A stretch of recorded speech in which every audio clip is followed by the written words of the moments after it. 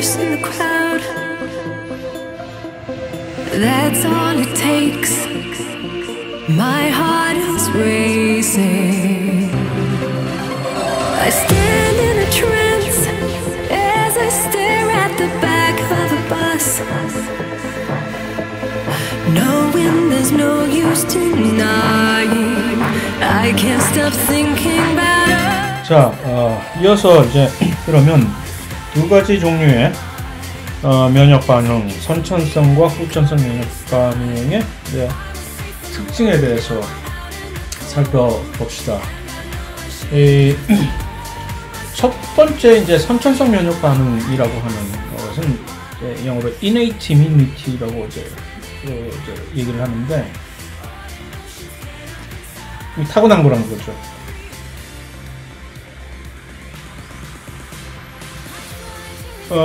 그래서 모든, 심지어 무척추 동물들까지도, 그러니까 진화적으로 예를 들어서 무척추 동물을 우리가 진화적으로 조금 약간 낙후된 동물이라고 그러면 절대 안 되지만, 일단 그런 식으로 편의상 분류를 했을 경우에 또 이들조차도 이 선천성 면역 반응의 여러 가지 이 메커니즘들은 가지고 있다는, 심지어 식물까지도.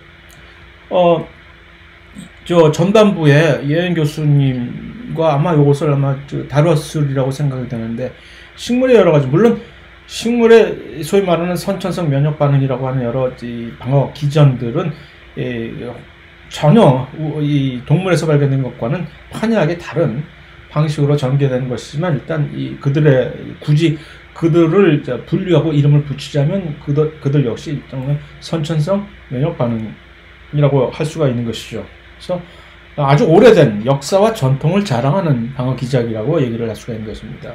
옛날 호랑이 담배 먹던 시절부터 이 선천성 면역 반응은 있어져 왔다라는 것이죠. 자, 특징은 무엇이냐?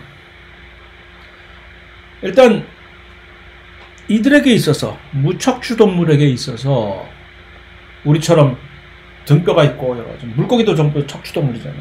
그 이전에는 연체동물, 척추가 없는 곤충, 이들에게 있어서는 이 선천성 면역 반응은 그들이 가진 유일한 방어 시스템입니다. 이게 무너지면 뭐 어떻게 할 길이 없는, 이것은 우리가 가진 전부야 라는 것이죠. 척추동물로 이제 진화가 되면서 여기다가 하나를 더 얹어가지고서 레이어를, 원래 가지고 있었던 선조들로부터 물려받았던 이 선천성 면역 반응에다가 어쩌다가 또 실수로 사고를 쳐가지고서 갑자기 뭐 이상하게 생겼네. 그래서 후천성 면역 반응, 이것을 이제 획득 면역이라고 한다고 얘기했죠. 이것을 두 개 다를 가지고 있게 되는 것이죠. 그래서 이 선천성 면역 반응은 어떤 특징이냐면은 일단 신속합니다. 뭐가 들어왔다, 곧바로 대응을 하는 것이죠. 선 조치 후 보고 라는 식으로. 그래서 일단 그 스피드가, 어떤 감염원, 이것이 바이러스가 됐던 아니면 세균이 됐던, 아니면 또 바이러스와 세균만이 그런 우리를 감염시키는 것은 아니거든요. 원생생물조차도, 기생충 같은 것들, 작은 원생생물조차도 사람 뇌 속에 들어가서 뇌를 갉아먹어버리는 무시무시한 아메바 얘기 요즘 들리잖아요. 수돗물에 존재하는 아메바. 물론 매우 드물긴 하지만 미국에서는 여러 사례가 사실 보고되고 있는 그 수돗물에 존재하는, 약도 없어요. 그건 들어오면 그냥 가는 거야. 그래서 그런 모든 여러 가지 다른 감염원들에 대해서 아주 즉각적으로 반응을 하게 됩니다. 그래서 이제 이 선천성 면역과는 다르게 무척추 동물은 그거밖에 없으니까, 척추 동물은 요 획득 면역이라는 걸 가지고 있는데, 그 획득 면역이라고 하는 이 반응을 하는 데에서도 요 선천성 면역 반응의 여러 가지 요소들이 같이 이렇게 일을 하지 않으면 획득 면역이라고 하는 요거 하나만 가지고서는 효과적인 대응 시스템을 할 수가 없습니다. 그러니까 오래된 낡은 시스템이라고. 아날로그지만 괜찮아. 아날로그가 없이는 우리가 뭐 어떤 디지털을 제대로 활용할 수가 없다라고 이제 비유를 하자면 얘기가 되겠죠. 그래서 이렇게 우리가 구분을 할 수가 있는데, 선천성과 후천성, 요 이제 획득 면역과 선천성 면역은 어떻게 구분을 할 수가 있느냐 하면, 그 구분에 대해서는 다시 한번 정리를 할 것이지만, 먼저 선천성 면역에 대해서 하나하나를 짚어보면, 일단 처음에 감염원, 병원체들이 침입을 하려고 했을 때 그것을 외부에서 일단 딱 막아주는 방어벽 구실을 하는 것들이 선천성 외부 면역의 하나의 일원으로 사용이 되고 있습니다. 그래서 그런 것들은 어떤 것들이 있을까요?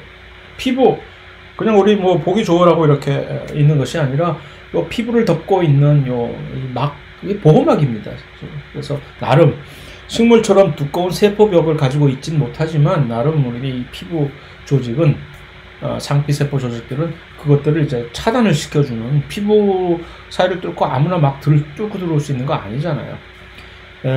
그래서 이 피부라든가, 또는 안쪽으로 들어왔을 때 우리 기도라든가 할 때 끈적끈적한 점막들이 있는 이거, 사람들한테 혐오감을 주려고, 그래서 가래뱉을 때 혐오감을 주려고 있는 것이 아닙니다. 이 점막이라는 것은 마치 진흙탕과 같아서, 저 외부 침입자들이 들어왔을 때 갑자기 늪지대가 있어가지고 늪지대를 건너가려고 하면 발이 걸려가지고서 막 질퍽대면서 막 낑낑대면서 그런 역할을 해주라고, 거기서 제대로 그들이 통과를 잘 하지 못하라고 이렇게 있는 것이 점막들이고, 산성환경, 어디에 들어왔어. 우여곡절 끝에 그렇게 감염원들이 뚫고 들어와가지고서 여기 있는 점막까지도 전부 다, 웬 개고생이야 하고서 막 들어갔다고 칩시다.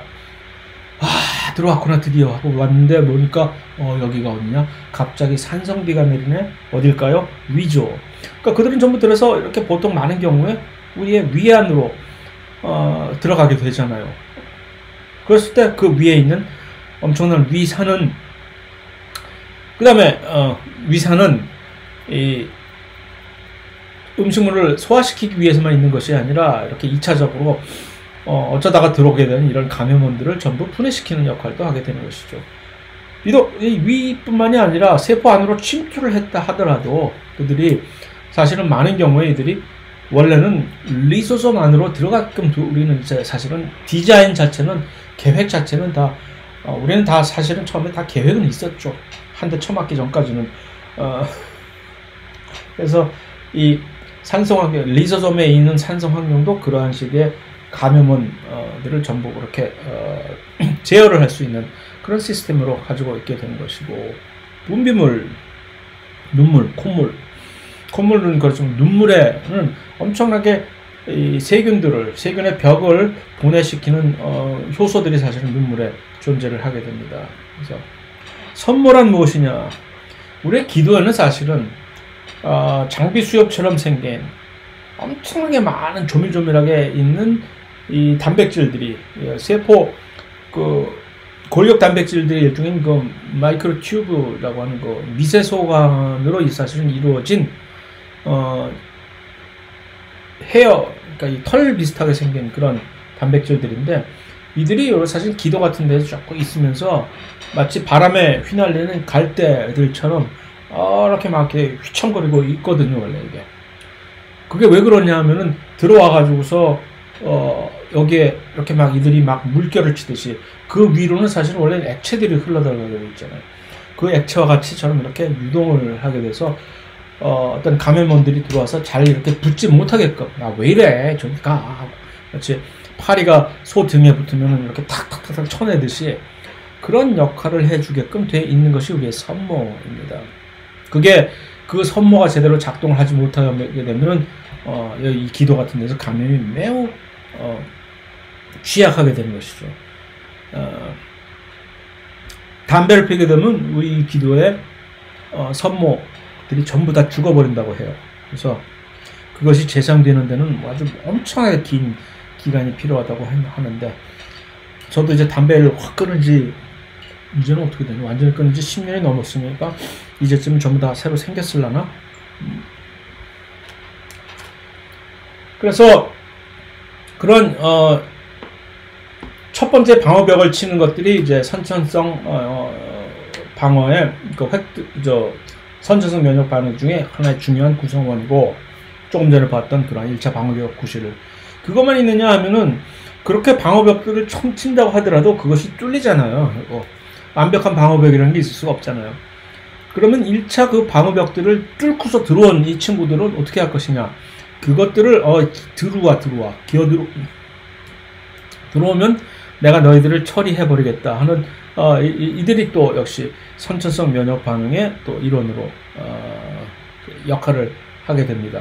그래서 일단은 외부의 방어벽들이, 이러한 외부 방어벽들이 있는데 이들을 침투를 해가지고 들어온 그런 감염원들은 내가 기다리고 있다. 누구냐? 여기 봤죠? 아까가 아니라 지난 시간에 소개했죠. 대식세포. 어흥어흥 잡아먹으려는 대식세포들이 넌 누구야? 하고 잡아먹어버리고, 그 다음에 잡아먹히는 게 나을까? 총 맞아 죽는 게 나을까?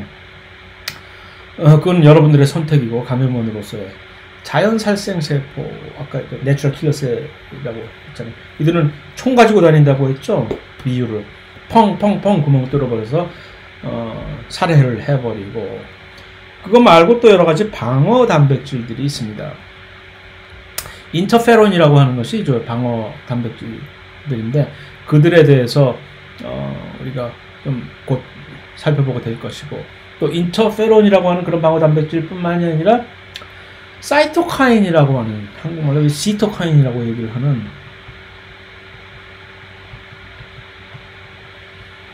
엄밀하게 얘기해서 인터페론도 일종의 시토카인의 일종입니다.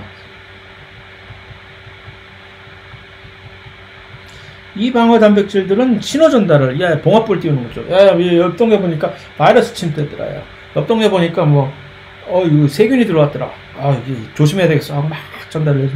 그러면 그 얘기를 들은 여러 가지 이런 백혈구들이 대식세포라든가 자연살생세포라든가 또는 그 뉴트로필도 그런 식세포 작용이 있잖아요.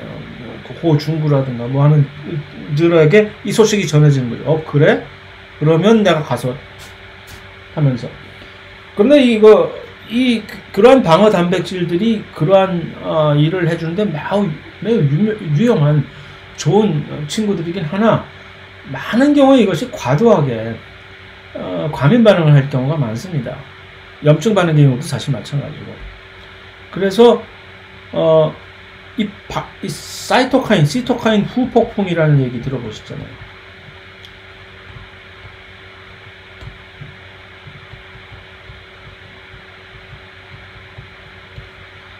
이 시토카인들이 그런 전달을 하는 과정에서 너무 과도한 과민 반응을 유발을 시켜가지고서 이 백혈구들이 와가지고서 여기를 마구 때려버리는 거예요. 이 주변들을.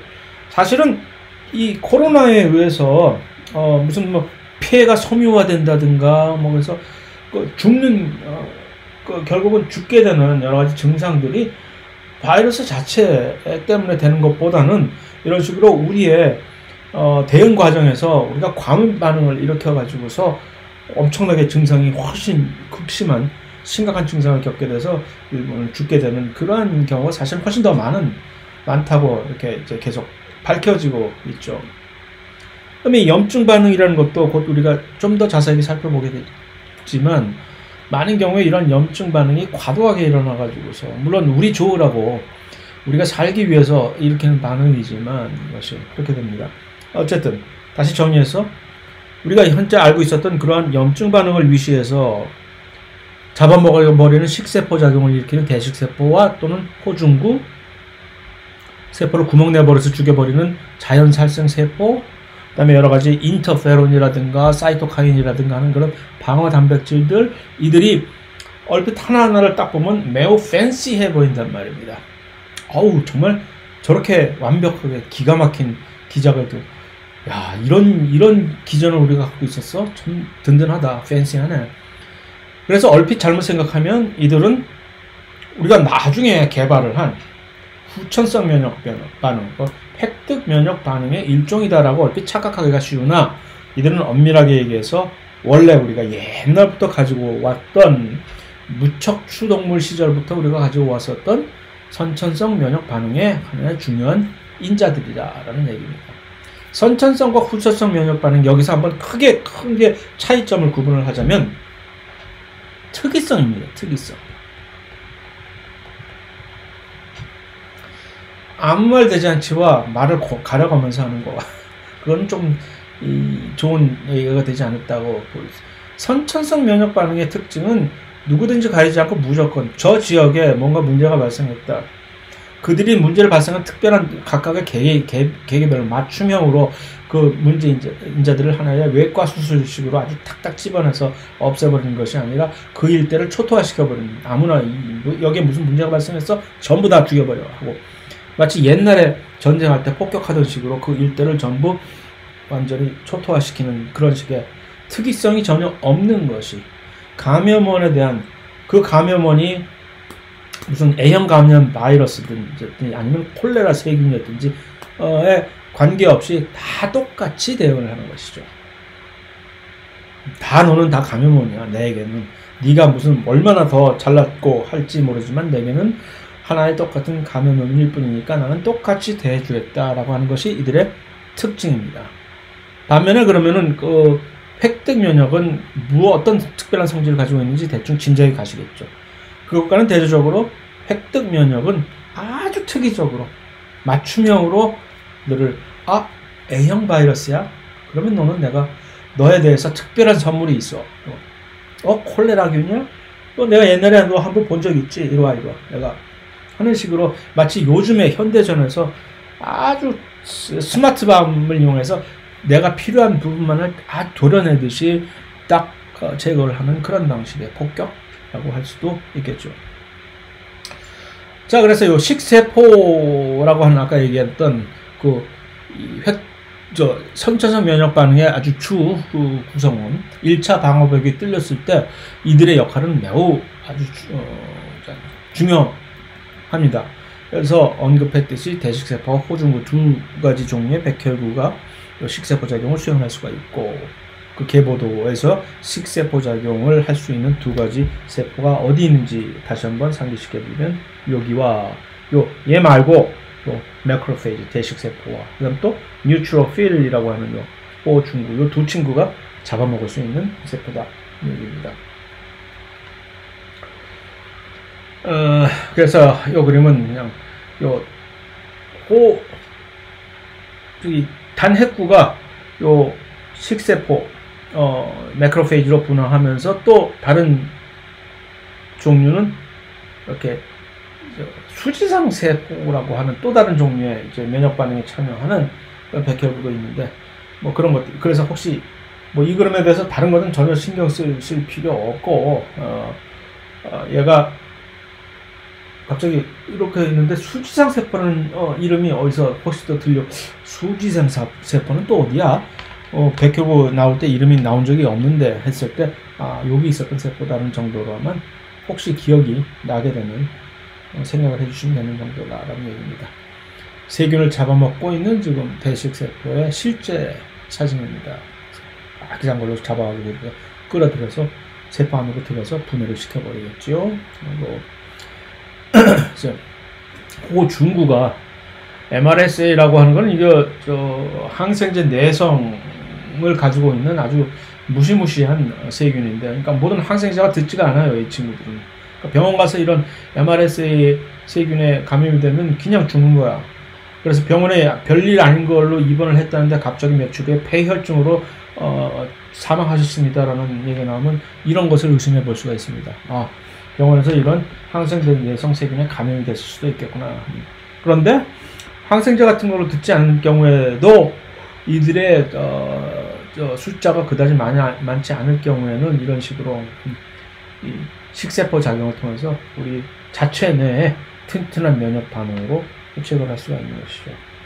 그래서 이런 식으로 식세포 작용으로 들어오면 뭐가 좋은데요? 왜? 들어오면 뭐 어떻게 돼? 이들이 전부 다 그러니까 요 라이소솜으로 보내지는 거죠. 식세포작용은 내포작용의 일종이잖아요. 전부 모든 내포작용은 리소솜으로 가게끔 되어 있는 거죠.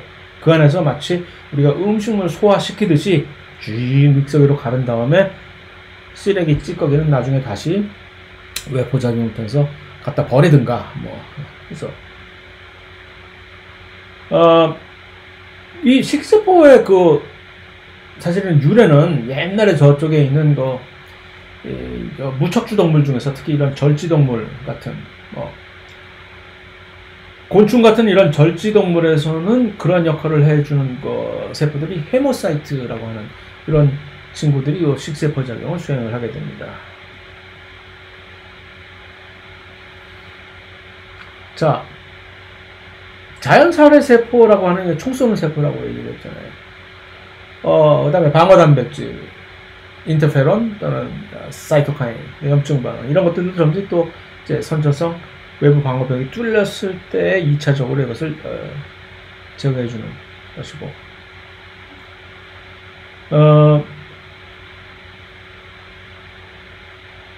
그러면 이제 이러한 세포들은 갑자기 아무데나 돌아다니면서 막 활성화돼서 이렇게 마구 하게 되면은 우리 원래 있는 우리 조직 세포들이 손상을 입을 거 아닙니까? 그래서 이들을 갑자기 무슨 사태가 발생했다라고 해서 이제 활성화가 되는 그 과정이 기작이 있을 거 아니에요.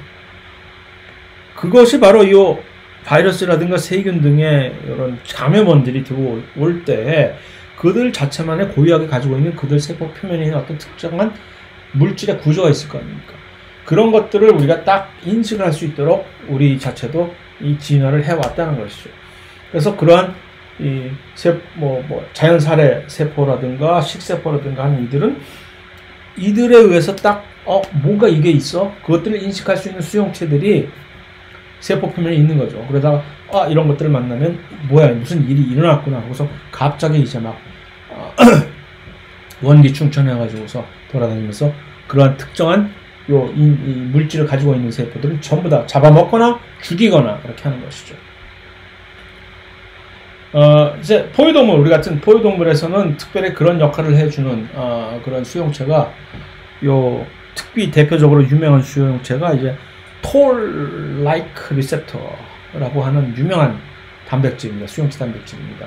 그래서 톨-like 리셉터 들어는 봤나 라고 그 정도 수준, 거기에 대해서 좀 더 제가 시험에 물을 그런 예정은 아니지만 이런 것들이 주로 그런 식으로 대식세포의 표면에 이렇게 존재하면서 그럼 무슨 일을 하겠어요?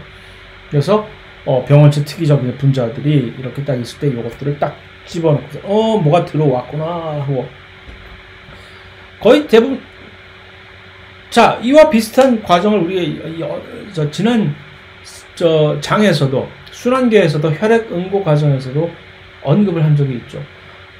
그러니까 엄청나게 많은 다양한 우리 몸 안에 반응들이 있으나 그 원리들은 사실은 따지고 보면 몇 개 되지 않아요. 거의 똑같은 것을 가지고 이렇게 돌려막기 하고 있는 거라고. 미식축구 물론 잘 이제 모르시겠지만 이 얘기 언제 또 한 적이 있는 것 같은데, 미식축구를 할 때 이 작전이 공격을 하고 작전이 한 3,000개가 넘는데 그 3,000개가 넘는 그 작전이 전부 다 사실은 따지고 보면 몇 개를 가지고 이렇게 돌려막기 해서 이렇게 조합하고 거기서 거기라는 그런 식으로. 우리 혈액 응고 반응에서 어떻게 했었어요?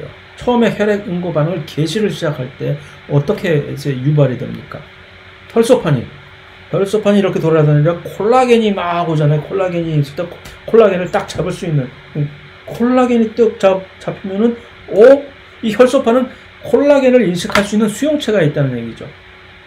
콜라겐은 혈관 안에 있는 절대로 있어서는 안 되는 물질이잖아요. 왜냐면 콜라겐은 저 혈액 그 다음 층에 있는 저기는 결합조직 세포에서나 볼 수 있는 친구인데, 이 결합조직에 있는 세포의 어떤 물질이 그 중간에 있는 그 내피세포 안으로까지, 중간에 있는 근육세포인 평활근 세포를 뚫고 들어와서 내피세포, 혈관을 이룬 내피세포 안에까지 들어왔다는 얘기는 뭔가 여기에 무슨 구멍이 났다는 걸로 받아들이면 좋잖아요. 그러니까 혈소판이 또 보고 있다가 딱 보고 아니 형이 왜 여기서 나와? 그러면 이제 이건 문제가 생겼구나 하고 경종을 울리는 이 동네 사람들아 좀 더 나와보소 그런 식으로. 자, 대식세포가 똑같은 물질 이러고 있는데 대식세포는 무엇에 대한 수용체를 가지고 있어? 바이러스나 또는 저 세균에 있는 표면에 있는 그들만이 가지고 있는 공통적으로 가지고 있는 이상한 물질 그거를 인식할 수 있는 것을 이제 획득을 했어. 딱 잡은 그 뭐지? 바이러스가 왔다는 얘기네? 하고 그럼 이리 와 들어와 하고 잡아먹으려는 이 활성이 유발이 된다는 하는 식으로. 그래서 그 톨-라이크 리셉터 세포가 그런 식으로 이 플라젤린이라고 하는 것이 바로 그 대표적으로 세균의 이 운동을 이렇게 이제 플라젤라가 하는 것이 이제 편모라는 것인데 동물 세포도 이 편모 플라젤라가 있는데 세균의 플라젤라와는 전혀 다른 물질로 되어 있거든요. 그러니까 플라젤린이라고 하는 이 단백질 세균의 편모를 구성하는 이것은 결국 세균에만 있는 그러한 것이니까 또 리포폴리사카라이드라고 하는 것은 LPS라고 얘기하는데 이것은 그람 음성세균에만 그람 음성세균과 그람 양성세균을 일반 생활 1에서 우리가 여러분들이 봤는지는 제가 잘 기억을 못하겠으나 확인을 못하겠으나 어쨌든 이런 것들은 전부 그러니까 세균 특이적인 어떤 특별한 입자라는 얘기죠. 그런 것이 왔을 때 그들을 딱 인식을 하고서 막 무슨 막 유전자 발현도 시키고 막 준비를 해가지고서 이들이 잡아먹을 수 있는 전투 태세로 금방 변하게끔 해주는 것이죠. 자, 그래서 여기까지가 그럼 다 끝난 거예요. 끝난 거. 선천성 면역 반응에 대해서 다시 좀 확실하게 정리하면 일단 빠르게 반응을 할 수 있는데 다만 특이성이 없는 거죠. 누가 오든지 간에 똑같은 반응으로 일관되게 좀 보링한 존재가 되는 것이죠. 누가 그것을 구성하느냐? 일단 외부 방어벽 역할을 하는 그런 친구들이 있는가 하면 그 외부 방어벽이 뚫렸을 때 그 안쪽에서 내재적으로 그것을 다시 2차적으로 성문이 뚫렸을 때 성 안에서 기다리고 있던 그 장수들이 전쟁을 수행을 해주고 그런 하는 역할을 하는 그들 중에 대표적인 것들이 식세포 또는 내추럴 킬러셀, 그 다음에 방어단백질, 그 다음에 통틀어서 염증 반응이라고 하는 요 것들. 이들은 염증 반응에는 물론 이제 식세포도 참여를 하고, 이제 좀 이따 우리가 보겠지만. 나중에 가서 좀 더 자세하게 살펴볼 이 후천성 면역 반응이라고 하는 것은 아주 이 선천성 면역 반응과 차별이 되는 것이 바로 특이성입니다.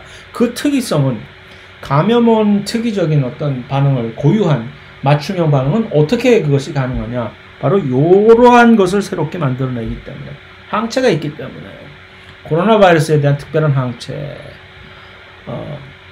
그 다음에 그 항체를 만들 수 있는 능력을 가지고 있는 것은 오로지 요 백혈구 중에서 림프구, 그 중에서도 B 림프구만이 이 항체를 만들 수가 있기 때문에 그 림프구들이 참여하게 되는 그런 반응이 되는 것이죠. 물론 이 림프구들만이 엄밀한 좁은 의미에서 후천성 면역 반응은 림프구들만이 참여를 하지만 그 후천성 면역 반응이 전체가 완전히 종결을 안전하게 후천성 면역 반응에 의해서 그 감염원을 제거하기까지에는 이 선천성 면역 반응에 있는 인자들이 와서 도와주지 않으면 끝나지가 않는 겁니다. 그것은 나중에 다시 한번 리마인드를 시켜드리겠습니다. 그 다음에 요 밑에 있는 림프계라고 있는 요 밑에 마치 플랫폼처럼 이렇게 나와 있는 것은 무엇을 의미하느냐 하면은 이들이 일하는 그 활동 영역을 표시를 해주는 것이죠.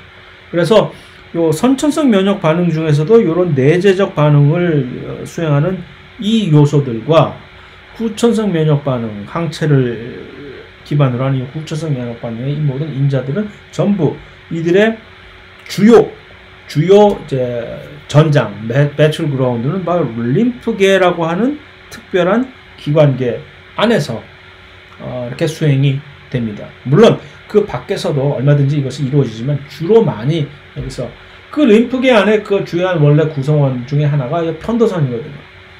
그러니까 이 감염이 됐을 때 편도선이 붓는 이유가 거기서 지금 마구 아주 중대한 일이 싸움이 벌어지고 있기 때문에 그쪽이 막 붓게 되는 것이거든요. 이거 비교를 했을 때 뭐 이상한 뭐 팸프에 대한 수용체 집단 뭐 이런 거는 신경 쓸 필요가 없이 요 반응 시간이 매우 빠르다. 즉각적으로 후천성 면역 반응에 조금 이 문제가 요것이 제대로 작동을 하려면 조금 시간이 한 일주일 걸리는 거죠.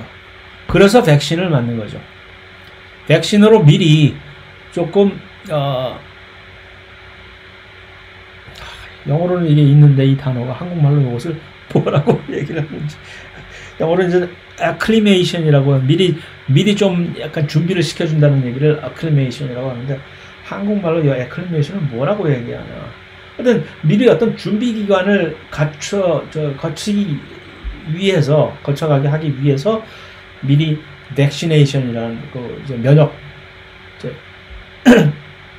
이 백신을 맞게 되는 거죠. 주사로 해서 준비를 좀 빨리 할 수 있게끔. 그러지 않으면 이 후천성 면역 반응 항체에 의해서 이렇게 어떤 무엇이 하게 되는 시간은 한 일주일이 걸리는데 그동안에 들어왔던 감염원들은 거의 대부분의 많은 경우에 일주일 후에 이들이 대응이 작동을 하게 됐을 때는 이제 너무 이제 too late 하게 되는 경우가 많이 생길 수가 있죠.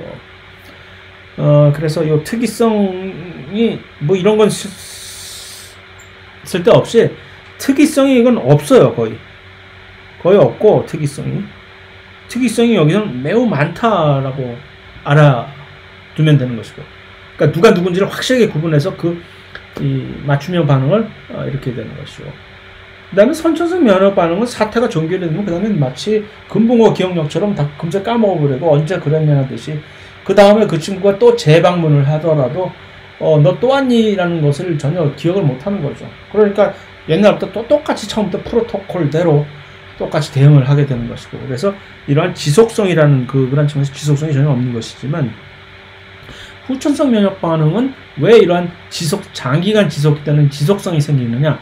바로 이 항체가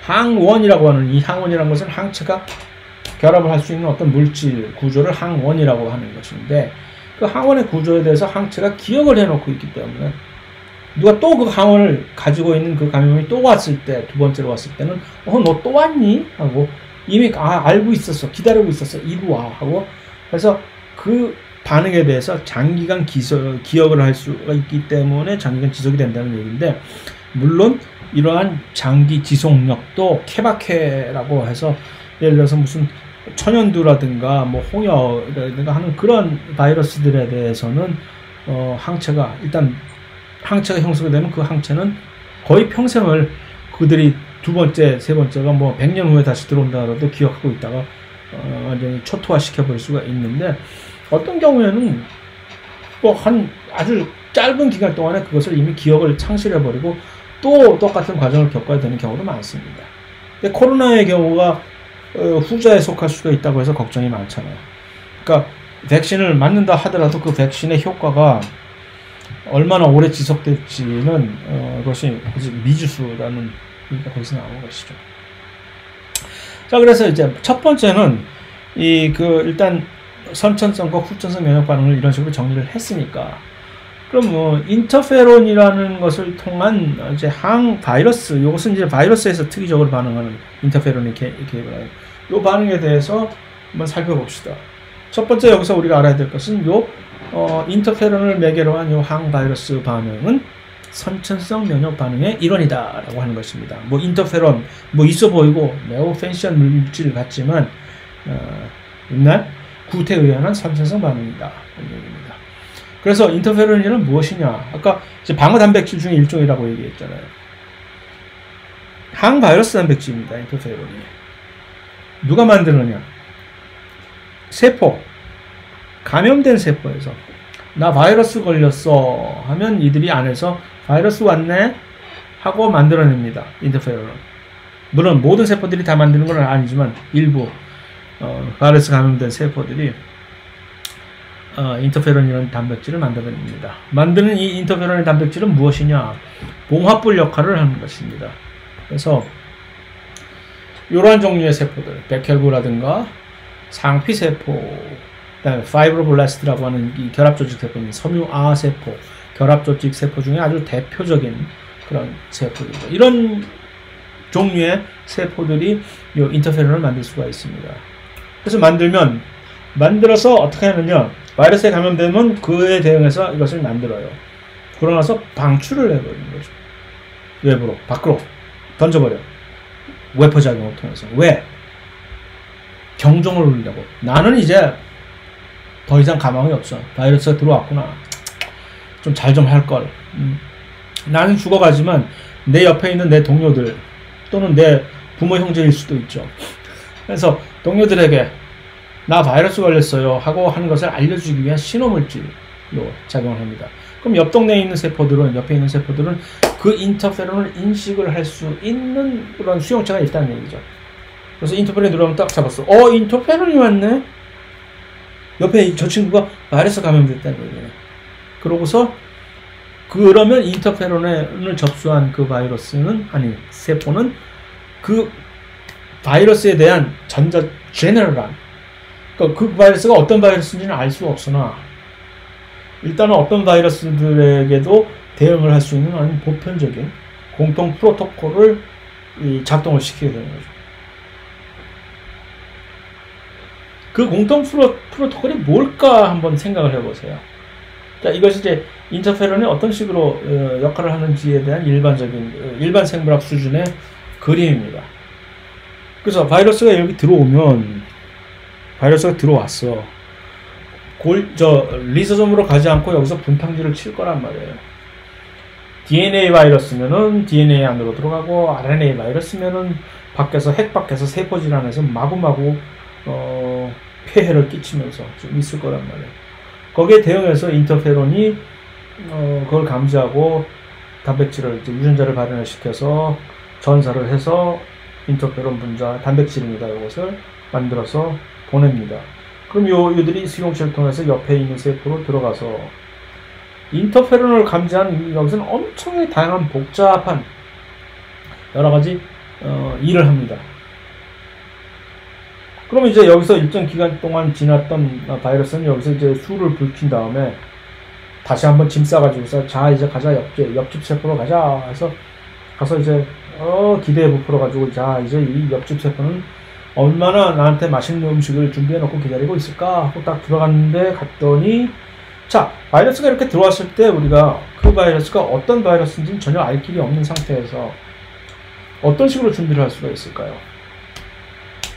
가장 효과적이고 어떤 바이러스인지 모르고, 옛날에 적군이 쳐들어온다, 옛날에 전쟁을 하던 방식에 적군이 쳐들어온다, 곧 우리 성이 뚫리겠다라고 했을 때 주민들과 군인들이 그러면 여기서 도망갈 때 어떻게 합니까?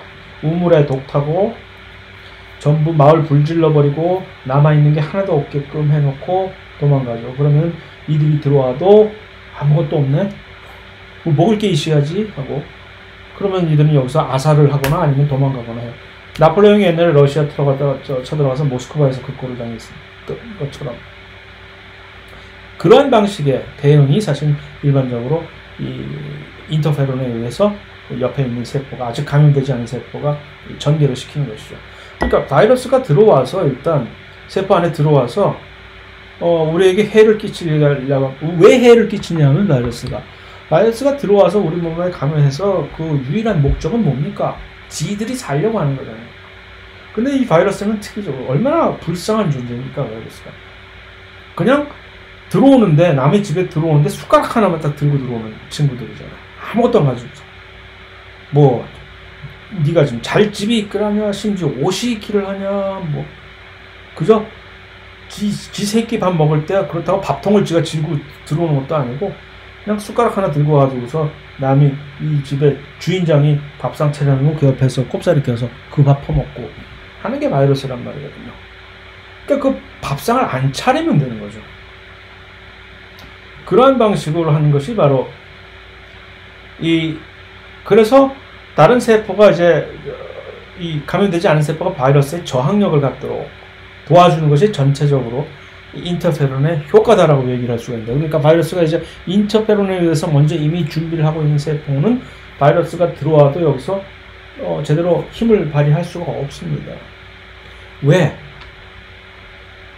이것을 합니다. 인터페론은 들어와서 자 왔으니까 바로 그러니까 아무것도 먹을 게 없게 만들어 놓는 거죠. 세포 분열을 하든가 대사적 세포 분열을 한다는 얘기는 그러니까 저 1학기 때 저 세포 주기에서 봤듯이 세포 주기가 활성화가 돼야 세포 분열이 되는 거죠. 원래 대부분의 많은 세포들은 이렇게 이미 분화가 된 세포는 더 이상 세포 주기가 안 돌아가잖아요. 근데 바이러스가 들어왔어. 바이러스가 만약 DNA 바이러스라고 칩시다. DNA 바이러스.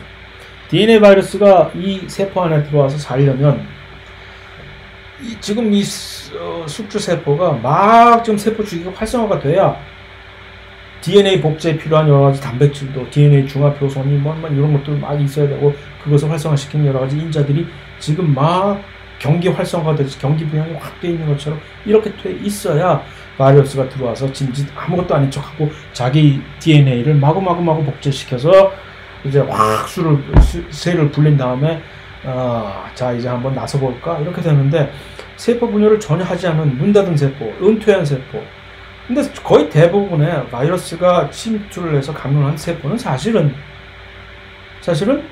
이미 더 이상 나 그런 거 이제 안 해 하는 그런 세포잖아요. 세포 주기가 더 이상 활성화되지 않은 세포란 말이에요. 그 안에 들어와서 바이러스가 어떻게 살아났을까? 그래서 바이러스는 들어와서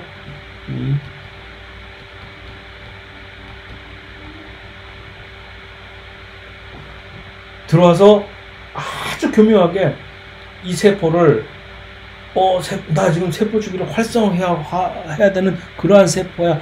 기생충들의 아주 공통적인 그런 또 희한한 좀 기전이죠. 그런 걸로 속여버리는 거지. 좀비가 따로 있습니까? 그래서 갑자기 바이러스에 감염되면 바이러스는 그들의 어떤 특별한 유전자의 작동에 의해서 이 세포가 갑자기 세포 주기를 활성화시키도록 이렇게 유도를 하게 되는 거예요. 근데 그거를 딱 닫아버리는 게 이제 인터페론이에요. 그러니까 세포 분열이 안 되는 거죠. 그러면 DNA 바이러스는 이게 어떤 많은 바이러스들이 암을 유발을 시키는 이유도 DNA 바이러스가 있든 RNA 바이러스가 있든 그 이유도 바로 그것 때문에 그렇습니다.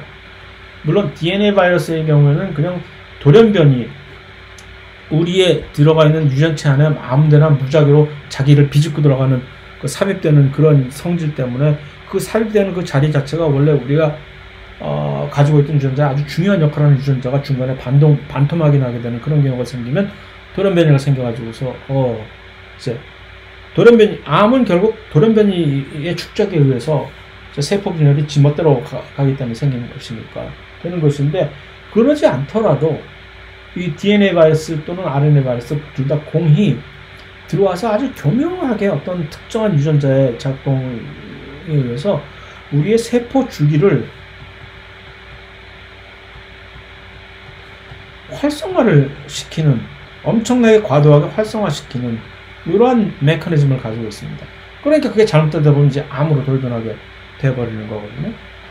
근데 이제 그것을 인터페론이 일정하게 막아주니까 바로 거기서 바로 왜 인터페론이 항바이러스 역할을 가지고 있는 물질인데, 원래 그것이 많은 경우에 항암제로도 사용이 될 수 있는 이유가 바로 여기서 그 연결고리가 여기에 써 있는 것입니다.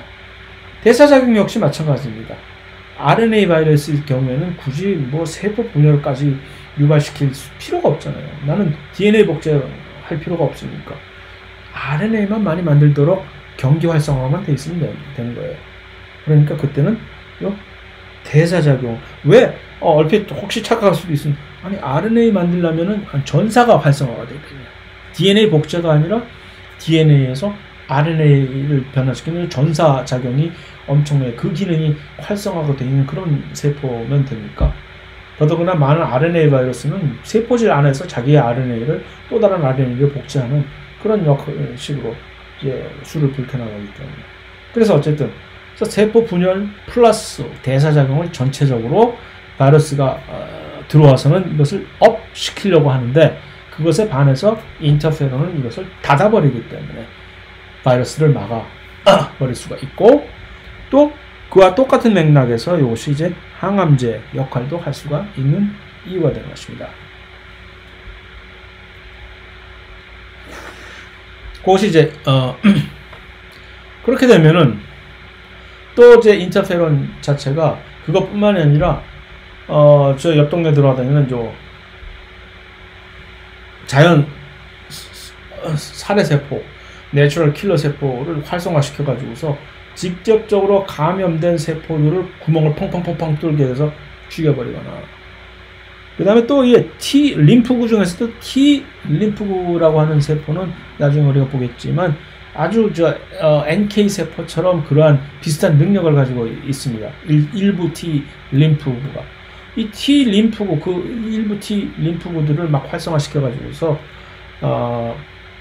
직접 죽여버리거나, 또 언급을 했듯이 그뿐만이 아니라 T 림프구들 중에서는 이 항체 생산을 직접 담당하는 B 림프구를 도와주는 역할을 하는 림프구도 있다고 얘기를 했잖아요. 그래서 전체적으로 이들을 이제 북돋아주면 면역 반응 자체에 또 활성이 촉진이 되고 하는 역할들을 전부 인터페론들이 이렇게 다 수행을 할 수가 있다는 얘기입니다. 항암제는 왜 항암제로도 사용될 수 있는지는 이미 언급을 했고요. 그것이 이제 항바이러스 작용에 관한 얘기입니다. 염증 반응은 또 다른 이 선천성 면역 반응의 이 내재적인 선천성 면역 반응의 주축을 이루고 있는 반응인데, 이 염증 반응은 주로 바이러스라기보다는 많은 경우에 세균 같은 감염에 의해서 유발이 되는 경우가 많습니다. 물론 바이러스에 의해서도 염증 반응이 전혀 일어나지 않는다는 얘기는 아니지만, 그래서 일단은 처음에 세균 감염 같은 경우가 있을 때 많은 경우에 이제 조직 손상과 이제 같이 이제 그것을 수반을 하는 경우가 많거든요. 예를 들어서 이제 상처가 났을 경우에, 상처 같은 것이 딱 나오면은 그 상처를 뚫고 이렇게 이 세균들이 들어온단 말입니다. 그럼 그 들어온 세균이 어떤 직접적인 어떤 화학적 신호를 이렇게 여기서 발생하는 것처럼 돼 있지만, 그게 아니라 요 조직 사이에 마치 우리가 사복 경찰관들처럼, 어째 잠복 근무하는 사복 경찰관들처럼 요 매스트셀이, 매스트셀 어디서 보셨죠? 백혈구의 일종인데 좀 이상하게 요 히스타민, 호중구도 아니고, 아니 호중구가 아니라 호염구도 아니고 호산구도 아닌데 히스타민을 가지고 있다, 깨알들을 가지고 있다라고 언급한 적이 있잖아요. 저 앞에 시간에서. 요 매스트셀, 한국말로 요 매스트셀을 비만세포라고 얘기를 합니다. 오해하지 마세요. 그 비만이 아니니까. 그래서 이 비만세포는, 매스트셀은 다른 백혈구들하고 좀 특이한 게, 보통 다른 백혈구들은 여기처럼 이렇게 혈관 안에 돌아다니거나 아니면은 림프구 안에 돌아다니거나, 보통 그들이 이제 거기서 발견할 수 있는 그 지역인데, 그것과는 좀 대조적으로 요 비만세포는 원래 있는 일부 조직들 세포들 사이에 아무렇지도 않게 이렇게 존재를 하는 겁니다. 그래서 제가 이제 이들을 사복경찰로 이제 비유를 한 것입니다. 이 비만세포들은 그 주위에 이렇게 같이 분포가 되어 있다가 이런 세균들이 들어왔을 때, 세균이 들어왔다라는 것을 딱 감지를 하고, 이때 비만세포들이 바로 이 화학적 신호를 방출을 해버립니다. 히스타민 플러스 또 여러 가지 다른 화학적 신호. 그럼 이 히스타민은 바로 그 염증 반응을 유발을 시키는 그 화학 물질이 되는 겁니다. 그러면 그 히스타민의 신호를 받고 혈관 안에 있던 이 여러 가지 다양한 종류의 백혈구들이, 그 중에서 특히 그 식세포 작용을 담당할 수 있는 대식세포와 호중구들이 특별히 이제 특이적으로 소환이 됩니다. 이들이 혈관을 마구 뚫고 나가가지고 그쪽으로 막 이동을 하는 겁니다. 마치 사람과 영혼에서 그 죽은 사람 영혼을 잡아가는 그 귀신들처럼 웅 하고 나와서 막 나가지고 그쪽으로 가서 여기서 이들을 잡아먹으면서 여기서 이제 큰 전쟁이 일어나고 나게 되는 거죠. 백혈구들이 여기 도착해가지고서 세균들과 마구 싸움을 벌이게 되는 거니까 그래서 여기서 막 붙게 되는 거예요. 여기가 막 조직에서 이 근처에 있는 조직 세포들이 자기들 이것을 이제 영어로는 이제 collateral damage라고 얘기하는데 싸움을 할 때 옆에 있는 주변 민간인들이 막 같이 막 피해를 입는 그런 것을 이제 collateral damage라고 얘기해요. 그런 것이 사실 발생을 하기 때문에 여기서 그 조직 손상이 일어나고 그 근처에서 막 붙고 이렇게 되는 겁니다. 결국은 싸움은 웬만한 경우에 이런 경우에 이제 우리의 식세포들이 이기죠. 이겨가지고 전부 다 잡아먹고 이제 상황 종료하고 이쪽 지역을 주변 청소를 다 깨끗이 하고 그러면 이제 여기 부어올랐던 그 부분도 이렇게 조금씩 이제 완화가 되고 상처가 아물고 이게 이제 염증 반응의 이제 진행 과정인데 그 과정에서 열은 왜 나느냐? 보통 발열이 되잖아요. 열은 자 이 그림에서 보십시오. 처음에 있던 이 혈관과 상황 종료됐던 혈관과 이 막 한참 지금 염증 반응이 일어나고 있는 이제 상황의 혈관의 두께가 다르죠. 그림 잘못 그린 게 아니라 이게 혈관이 팽창이 됩니다. 혈관이 왜 팽창을 하느냐? 이들이 이제 백혈구들이 빨리 나갈 수 있게끔 팽창을 해서 투과성 이 증가해서 그래서 식세포들이 마구마구 빨리 나가서 그쪽으로 달려갈 수 있게끔 하기 위해서 혈관이 팽창을 해주는 것이죠. 그런데 이제 혈관이 팽창을 해주게 되면은 우리는 정원 동물이잖아요. 혈액을 통해 가지고서 마치 혈액이 보일러처럼 작용을 해서 우리의 체온을 유지를 하는 그 보일러 온수가 훨씬 더 많이 흐르게 되면 어떻게 되겠어요? 훨씬 우리 몸이 좀 뜨거워질 거 아닙니까? 그래서 많은 경우에는 혈관 팽창이 전체적으로 몸 전체에서 발생하는 것이 아니기 때문에 상처가 났던 그 주변에서 가장 가까운 부분에 혈관이 팽창을 하기 때문에 그쪽 부위에서 이제 붓는 것뿐만 아니라 그쪽 부위가 열이 이렇게 딱 나게 되는 것이죠. 그래서 그 염증 반응의 가장 보편적인 특이적인 증상이 바로 열이 생기는 것이 바로 혈관 확장 때문에 그런 것이고 혈관 확장 자체는 뭐 다른 것들처럼 어떤 이 세균에 의해서 직접적으로 우리에게 끼치는 어떤 독성에 의해서 생기는 것이 아니다 이런 것입니다. 그래서 다시 정리하면 비만세포가 그 주변부 조직세포에서 잠재를 하고 있던 숨어있던 비만세포가 히스타민을 방출을 하면 그러니까 비만세포는 이 혈관 신경과 외부 장벽이 굉장히 점막 주위에 고정된 채로 이렇게 존재를 하는 것입니다. 그래서 혈관 확장이 히스타민의 이제 가장 큰 바로 그 영향이 혈관을 확장을 시켜버리는 겁니다. 그래서 히스타민이 많이 만들어지게 되면 열이 나고 또 눈물 콧물도 또 따라서 나게 되고 이렇게.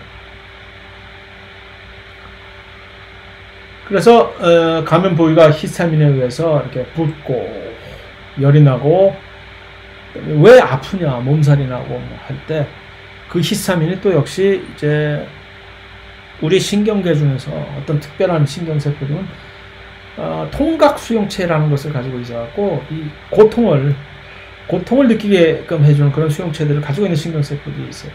고기를 또 특별하게 자극을 해서 나 아파 왜 이렇게 진화가 됐을까? 아프니까 이제 몸 움직임 제대로 하지 못하고 쉬게 하는 거죠. 아픈데 밖에 나가서 막 뛰어놀고 축구하고 막 그러지 못하잖아요. 그런 식으로 해서 몸을 무리를 줄이게 되는 아주 기가 막힌 방식으로 진화가 사실은 된 겁니다. 그런데 간혹가다 이런 식으로 돼 있을 때 두 번째는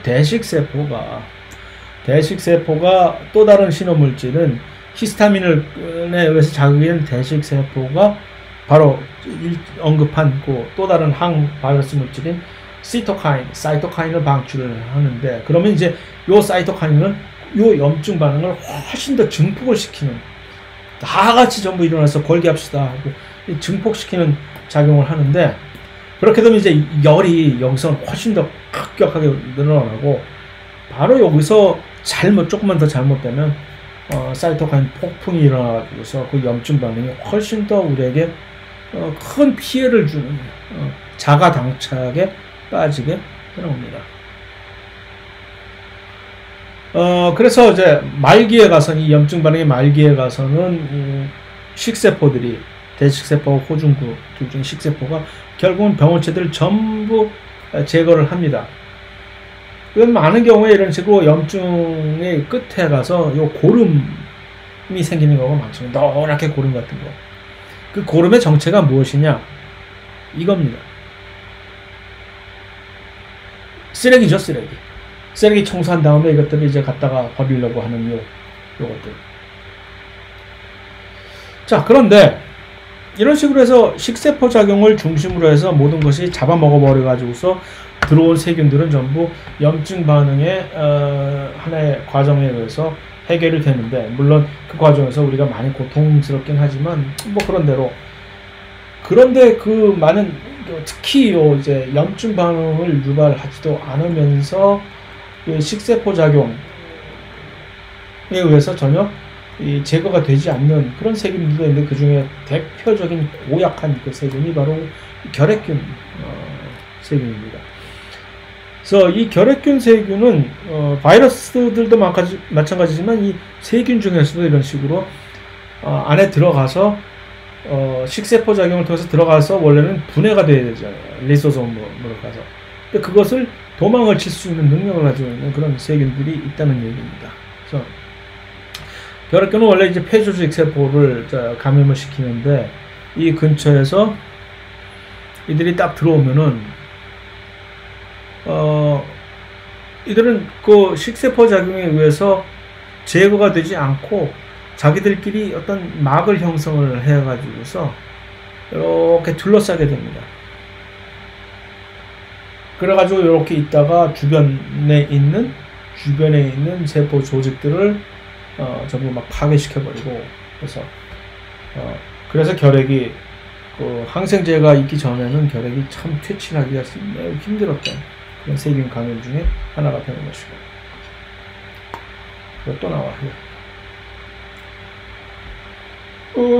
자, 그래서 이 염증 반응이 그렇게 일어났는데, 폐혈증 쇼크로 사망을 했다라는 이 폐혈증 쇼크는 무엇이냐 하면은, 이 염증 반응 자체가 몸 전체에 걸쳐서 광범위하게 일어났을 경우에, 많은 경우에 이런 폐혈증 쇼크라는 것으로 이제 연결이 되게 됩니다. 뭐냐면은 이 염증 반응이 국지적으로 감염된 부분에서만 일어나지 않고 뭔가 잘못돼 가지고서 몸 전체에서 염증 반응이 일어난다는 얘기는 몸 전체를 흐르고 있는 혈관이 전부 다 갑자기 확장이 되어버린다는 얘기죠. 뭐 고열뿐만이 아니라 이렇게 되면 가장 큰 문제가 뭐냐 하면은, 혈관이 늘어나게 되니까 혈압이 낮아지게 됩니다. 급격하게. 그러니까 갑자기 이게 바지가 이렇게 딱 타이트하게 입던 바지가 헐렁하게 허리가 이렇게 늘어나 버리는 그런 효과라고 할까? 그래서 이 안으로 원래 이제 공급을 하던 어떤 이 특정한 이 심장에서 펌프질을 하는 그 압력으로 혈류가 특정한 속도로 공급이 돼야 되는데, 갑자기 이게 부피가 커지니까 혈압이 급격하게 떨어져 버리니까 산소 공급이 원활하게 빨리 제대로 안 되는 것이죠. 그럼 매우 심각한 문제가 생기죠. 환소가 몸 안에 제대로 공급이 안 되면 그것만큼 이제 심각한 문제가 없잖아요. 그래서 그렇다는 얘기고, 거기까지가 이제 선천성 면역 반응을 이제 소개를 하고, 또 대표적으로 그 선천성 면역 반응이 일어나는 두 가지의 대표적인 그 반응, 항바이러스 인터페론 반응과 염증 반응, 세균을 잡아먹는 에 대해서 정리를 했고, 그 다음엔 이제 획득 면역인 후천성 면역 반응으로 넘어가기 전에 간단하게 림프계라고 하는 면역 업계에서 면허계들이 일을 하는데 가장 주된 장소인 림프계에 대해서 살짝 살펴보고 가게 될 것이고, 물론 이것은 또 다음 시간에 계속해서 해야 되겠지요.